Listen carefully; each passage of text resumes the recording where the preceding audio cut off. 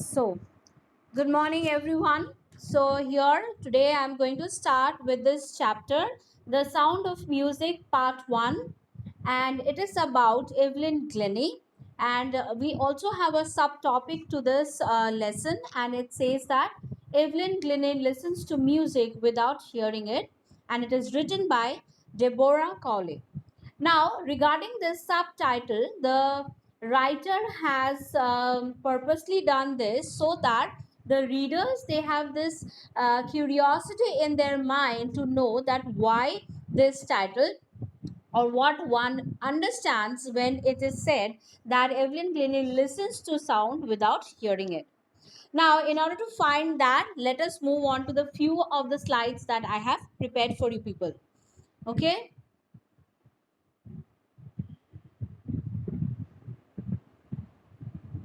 Okay, so these are the various topics that we are going to cover in today's class. At first, we are going to learn about the author, then the appropriateness of the title, then I'm going to talk about the main theme, and then the main character.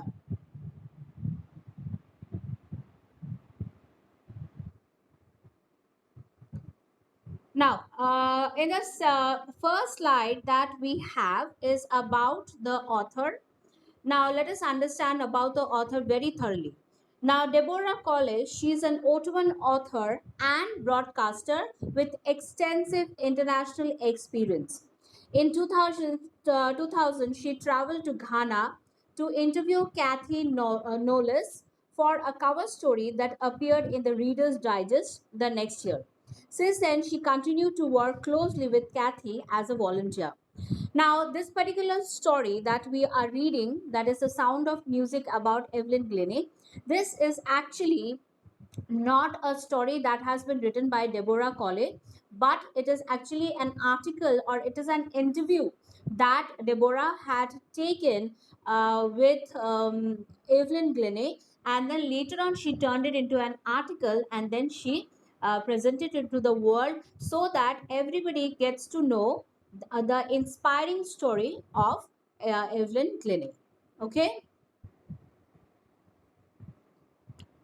Now, in the next slide, after the about the author, we have the appropriateness of the title. Now, understanding the appropriateness of the title is very important because everything has its meaning. Now, why the title, The Sound of Music?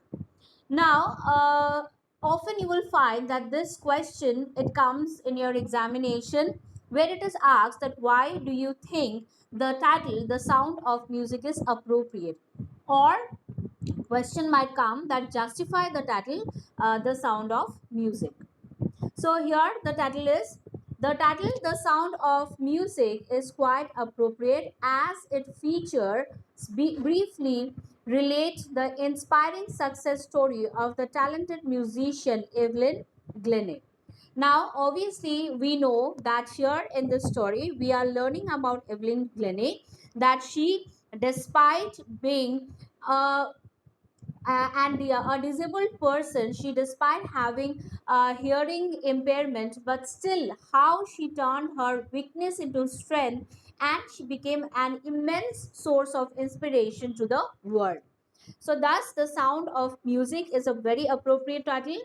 Also, the subtitle, that is Evelyn Glennie listens to sound without hearing it, suggests what the reader are going to discover. So as I told you in the beginning, that is the subtitle has been given purposely so that the an inquisitiveness is created in the mind of the readers, and they are forced to read the story till the end in order to know that what actually it means when that is when what somebody listens to sound, or how can somebody listen to sound without even hearing it.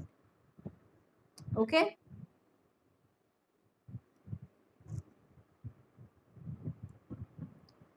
Now the next slide is about the main theme, or what is the main theme of this story, what is it based on.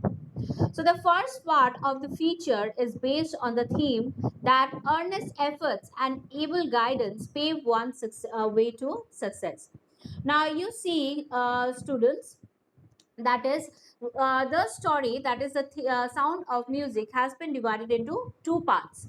One part is about Evelyn Glennie, the second part is about Bismillah Khan. Now, Evelyn Glennie, she is a percussionist, and Bismillah Khan, he is a very, very well known Shehnai player. Now, the first one, it talks about the earnest efforts and able guidance often pave way to success.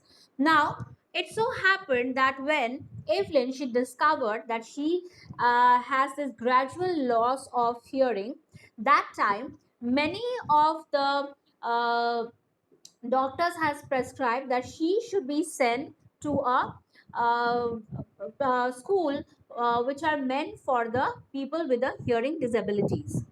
Now, had she not met with this inspiring man, that is Ron Forbes, then probably she would have been in one of those schools which are meant for the handicaps. And probably today she wouldn't have been so successful that she is today. Therefore, able guidance and earnest efforts always helps a person in order to get success.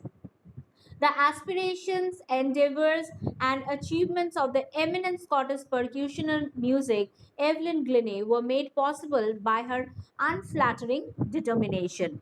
So, had Evelyn not been determined, had Evelyn not had that hard, was not that hard working, then all her efforts would have totally gone into vain.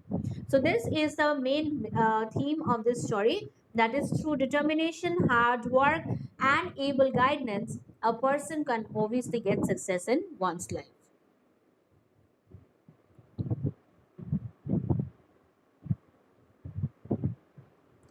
Now, in the next slide, we have about the main character. Now, the one and only character that we have in this story is that of Evelyn. So, therefore, understanding the character of Evelyn is very, very important. Now, Evelyn was a determined and hard-working girl, which we have got to see in the entire story. With her rock-strong willpower, she overcame the obstacle that was presented by nature. So, she had this strong willpower. In childhood, she lost her hearing capabilities gradually. That is, she had this gradual nerve damage. She is notably recognized as the first musician to maintain a full-time career and a solo percussionist. So you have to remember that she is the first musician to maintain a full-time career as a solo percussionist. Evelyn is deaf. With the aid of her first percussion teacher, whose name is Ron Forbes, she earned her uh, awareness of sound to such a degree that she described her body as a resonating chamber. So she, despite nature taking away her hearing ability, but she did not stop there. In fact, she opened her entire body. She made her turn her body so sensible, so sensitive, that she achieved what she wanted to in her life. So the character of Evelyn Glennie is very important. Besides its girls, I also want all of you to read the character sketch of Ron Forbes as well.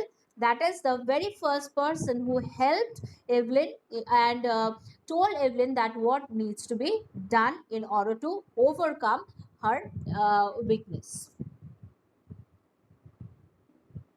Now, this is where we come to the end of this presentation. So, with this, I'm coming to the end of this presentation. Thank you.